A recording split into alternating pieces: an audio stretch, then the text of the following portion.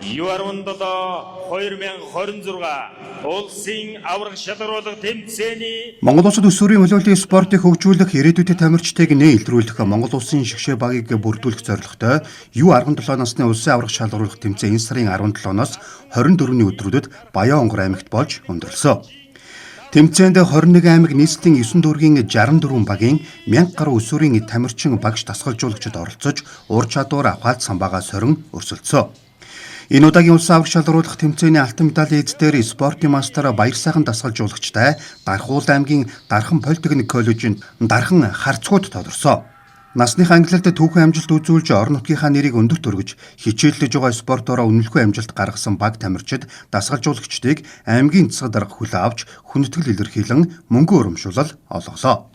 Анх 2014 онд байгууллагад одоо 12 дахь жилдээ хичээлээд явж байна. За 2024 онд анх 14 настайдаа манай энэ хүүхдүүд маань улсын аваргын анхны алтан медаль авсан.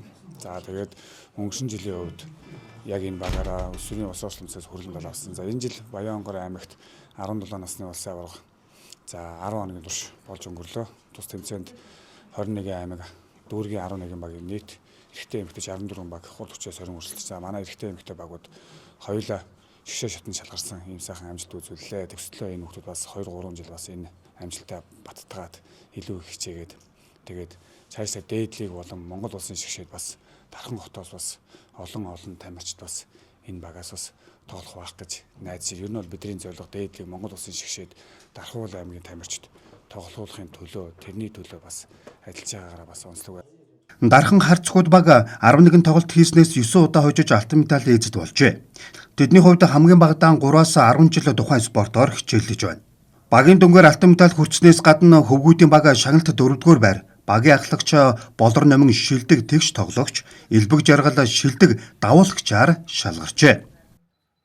Би үлээл спортоор хичээлээд 5 жил болж байна. Тэгээд энэ спортод чамгүй их амжилт гаргаж байгаа. Тэгээд багш маань энэ бүхний ард бас байгаа. Тэгээд дарханчууд маань байгаа. Тэгээд саяны тэмцээний хувьд бол бид нар бас яг зорьсон зорилготой хүрсэн. Тэгээд зориод маш олон оны бэлтгэлээ игээд багаараа хичээгээд тэгээд ингээд энэ амжилтанд хүрсэндээ их баяртай байна. Төрсөн тоглолт их сэтгэл өндөлцүүлсэн тоглолт байсан. Тэгээд 38-36 гэдэг бол үнэхээр бас сэтгэл зүй шаарддаг тийм үе байсан. Тэгээд эцэст хожоод тэгээд авраг дээр гарч ирээд яг тийм зөрсөн тоглолт хийхээр авраг дээр гарч ирээд өөрсдөндөө амар ихтэлтэй за бүгдээ хичээчилж чадах юм байна гэд гоё урам зориг ороод тэгээд авраг дээр бүгдээ гоё зоригтой нэг нэгэндээ итгээ тоглосон болохоор авраг авсан баха гэж бодож байна.